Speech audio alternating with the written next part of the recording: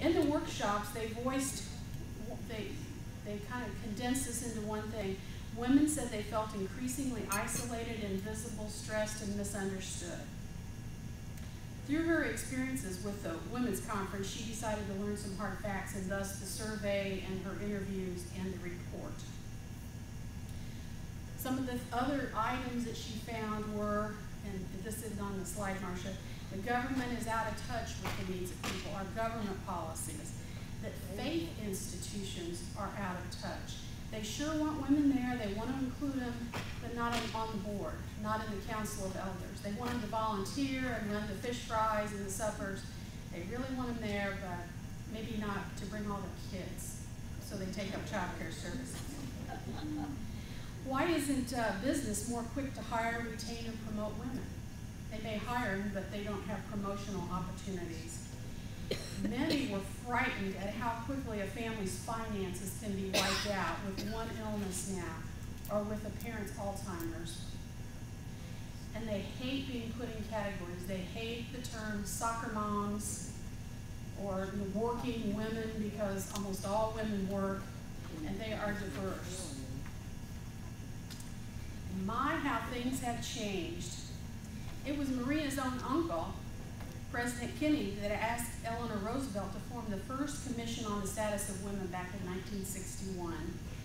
And their report, issued in '63, was co-authored by Margaret Mead. And Margaret said, and this just gave me cold chills when I read this, the most generally approved role for women is the making of a home and rearing of the children and the transition of the values of the American heritage. That was in their report. But read further. Opinion is turning, and this was also Margaret Mead, opinion is turning against the idea that homemaking is the only feminine achievement. So that was in '61. That was the accepted policy, but again, they began to see a turn then. The report, in a nutshell, says an overwhelming majority of both sexes believe the structure of the modern workplace is not meeting the needs of today's workers, either male or female. Spoiler alert. Do you all know what a spoiler alert is? I say don't read further if you haven't seen the movie. Well, a spoiler alert here. AAUW's response to the Shriver report should make us all proud to belong to an organization like this. As I read it, I thought, this is our policy platform. Gee, did they read our policy platform? No, it's because AAUW has been in tune with the needs of working women and their families all along. So following each section, I will give you the recommendations of the Shriver report and AAUW's recommendations, and you will see that they fall very closely along. I have back there a little handout with the URL, the website, in case you'd like to take that home with you and look it up and read the different sections. The next slide is just about the structure of the report. You could read the executive summary and have a lot, but there is some very good reading throughout. The first is about economic setting and the new breadwinners. Most women today are providing for their families by working outside the home. It's just a fact, and 2009 was the tipping point in numbers. But we're still earning less than men while providing more than our fair share of caregiving responsibilities in the home. Family friendly for all families, we would like to think that.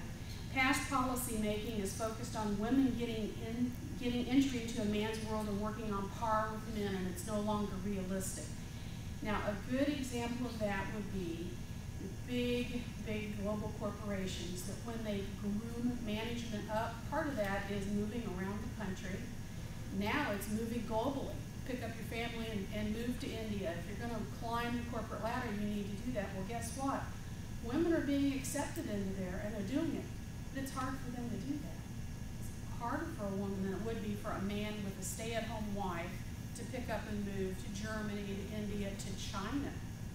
My husband had an opportunity to go to China when he worked with General Motors, and he said, no thanks. I mean, we were here, I had a good job, you couldn't do that. Well, the reverse would be even more true for a young woman today whose kids are in school.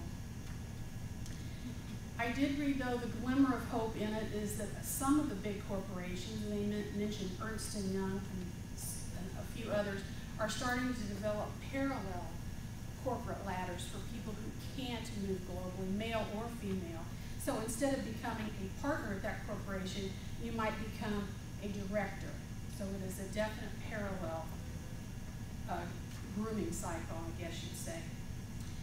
Secondly, our government policies, from our labor standards to our social insurance system, meaning Social Security and Medicare, are still rooted in the assumption of a primary breadwinner. And male workers have family responsibilities, and they face the same inflexibility. The Shriver report was not just about women, it was about the new workplace and the fact that us working has an impact on men as well. I had an appointment at work with our retirement counselor that's assigned to my agency, and he called and said, "I'm sorry, I can't come, I have a sick kid at home and it's my turn." I said, "I understand," so we rescheduled. I heard that a lot. Keeping the institutions family friendly. Did you know it's still legal to fire a pregnant worker? I couldn't believe it. It is still legal, and the report outlines under what circumstances. Did you know that mandatory overtime is legal unless you're protected by a union contract? The pregnant worker thing, I remember when I was with the Commission for Women, I had a call from a woman who was pregnant, and her employer still expected her to lift the computers and do the things that she'd done before. They didn't want to make any accommodations, and their point was, hey, work's work, a job's a job, it's in the job requirement. If you can't do it, she wasn't protected under ADA because pregnancy is not a disability. So we kind of worked our way right into some of it. She ended up leaving that job and was not able to get unemployment or anything. The majority of workers have no ability to control the time they start and end their work days, and no ability to reduce the hours they work. XX percentage, it looks like somebody didn't go back and fill that in. They're part of the Fair Pay Act and the Family Medical Act that is still in Congress. Some of the literature about that talk about the large number of percentage, and it's way over 50% of women have no paid sick days. Does anybody know what it is offhand? I'm thinking like 70%, and I know that sounds unbelievable, but think of all of the women out there who work in service industries, in factories, or how about white-collar professional women who've lost their jobs and are now working temporary, which is the new thing. Being a temp worker, a part-time worker, an hourly worker, no benefits, no paid sick days. This is a double whammy on single working mothers, poor now and poor later.